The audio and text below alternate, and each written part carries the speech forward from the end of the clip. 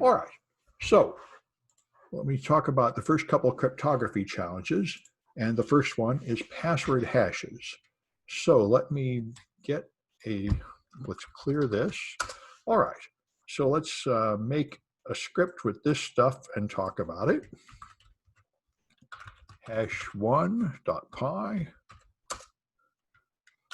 All right, so as always, the reason why Python is easy is because other people have done all the work for you. All you have to do is import a library and use it. So we import a hash library, and the way you use it is you make a new hash object, and you tell it what algorithm to use here, and then you put the password here. And we put in this in code to move it from a string into a series of bytes, which is the new thing in Python 3. So that will do MD4 encoding, and that's what Windows uses because Windows password hashes are very old. They were defined with Windows NT that came out in 1993, and that is so long ago, MD5 did not even yet exist. So the password hash that was available to use was MD4, and for some reason, Microsoft never updated past it. So this should hash the word password. So let's run that. Python 3, hash 1. Okay, now it ran it, but when I printed it, it just printed a location where that hash object is stored. So there's more to a hash object than I had imagined. And by the way, if you want to learn more about this stuff, you could read the documentation for the library you installed, but you can also just do it easily in interactive mode. So if I go here and I import hashlib, and then I create a hash object here, one thing that's kind of fun when I get confused is I do a directory of an object. Everything in Python is an object, and if you do a directory of it, it will show you the attributes and methods of that object. And so here you can see it's got something called hex digest. So if I print H, which you can do in the interactive mode by just putting it there, that's an address.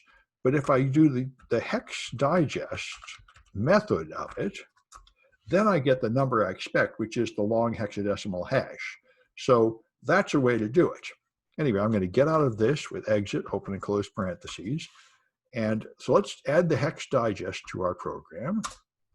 So I don't want to print H, I want to print h.hexdigest. All right, that's what I wanted, was the actual hexadecimal value of the hash. So I'm getting it. Now the only problem is it's wrong. You can Google the hash of password on Windows because Microsoft does not use any salts. Every person that uses the same password has exactly the same hash value stored. So there's tons of online dictionaries that have accumulated for 30 years of all these password hashes that still work. And the correct hash starts 8846. So something's wrong here. And this is because Microsoft had the problem of Unicode way back in the 90s. It's an international operating system. It works in Japanese and Arabic and Chinese and everything. So 1 byte per character is not going to work. It uses a really old version of Unicode, UTF-16LE, which in fact uses always 16 or 32 bits per character, which is considered pretty lame compared to UTF-8 because for normal English, it wastes half the space, making every character 2 bytes long, whereas UTF-8 would not do that. However, this is the old version of Unicode that Microsoft used. So let me put in that code. So when I did the password encode, instead of encoding with ASCII, I now encode with the specific kind of Unicode that Microsoft uses. And now I should get the Microsoft answer. So let's try that. Run that one. Now I get 8846, which is the correct Microsoft hash for password. So you've got some challenges here. First, just do the NTLM hashes for all 2-digit passwords. So the only trick here is to loop through all the numbers and then figure out how to turn the numbers back to a byte string so you can hash them. And the main thing you're going to do here is figure out how to handle the Python data storage formats, string, integer, and bytes, which you have to get straight, and it takes a little practice. And so then you have a whole series of passwords that always have this text, CCSF dash, then the username in lowercase, and then a dash, and then a pin like this, and I've got 3 users here. with different passwords following that pattern. So there's only 100 possibilities for each user, so you won't have to run a loop too long to crack them. And this is the Microsoft password hashes straight from real Windows 7 machine. And in Microsoft land, first you have this thing, which is the old LM hash, which is no longer used, but it's there as a placeholder, which is why it's always the same. It does not really contain any information anymore. This is the actual NTLM hash, and that is the process where you encode it with Unicode, and then you run it through one round of MD4, which is appallingly weak and easy to crack. So then you got MD5 hashes with several rounds, and you don't even know how many rounds. So you're going to have to test all numbers of rounds up to 100. And then you got many rounds of MD5 followed by many rounds of SHA-1. And this lets you practice loops within loops. It takes quite a few layers of loops to do this and can get confusing.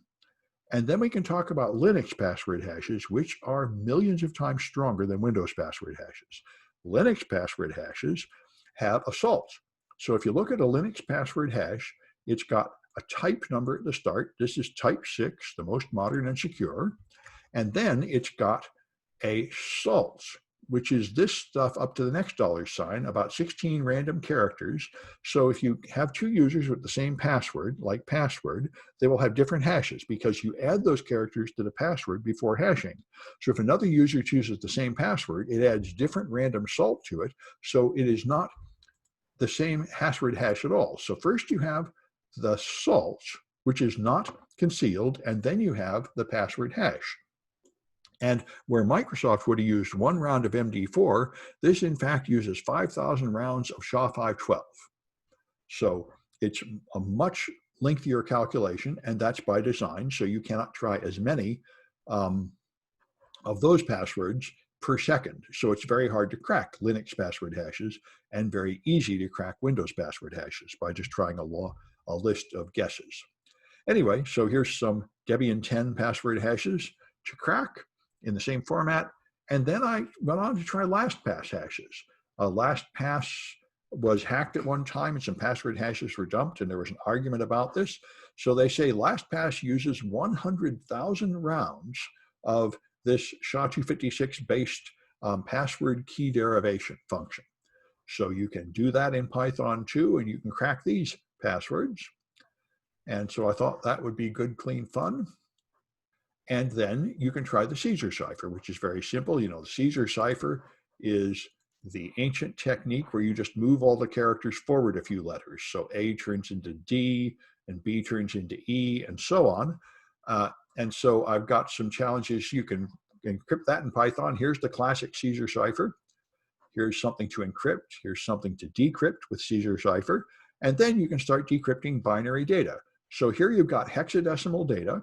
Each 2 characters of hex is a byte, and you add a number to the byte and roll over at 256. So this is extending the original Caesar cipher plan, which only goes for the alphabet, into complete bytes. So if you go past FF, you roll around to 0 and 01 and 02 and so on. And then you can start decrypting binary data. So here's an image, which is a bunch of bytes, but it has been obfuscated with the Caesar cipher. So you will have to try all the keys from 0 to 255. And you can tell when you get it correct because it will then be a valid ping image. And if you check the specifications, you will see that all pings start with certain characters right at the start. So you can tell when you found the right key by getting those specific characters to be right. And then there's the Vigneri cipher. The Vigneri cipher has a whole series of keys, 8 keys. So you shift the first byte by a certain distance and the next by another and the next by a number. So there are 8 bytes of key, and yet you'll be able to solve it because the first 8 bytes of a ping always have to add up to certain values, and you can find the keys that way. So there's the main thing you do there is you practice with loops and byte array, but that's there's a few challenges for relatively elementary cryptography. I'm going to stop this one.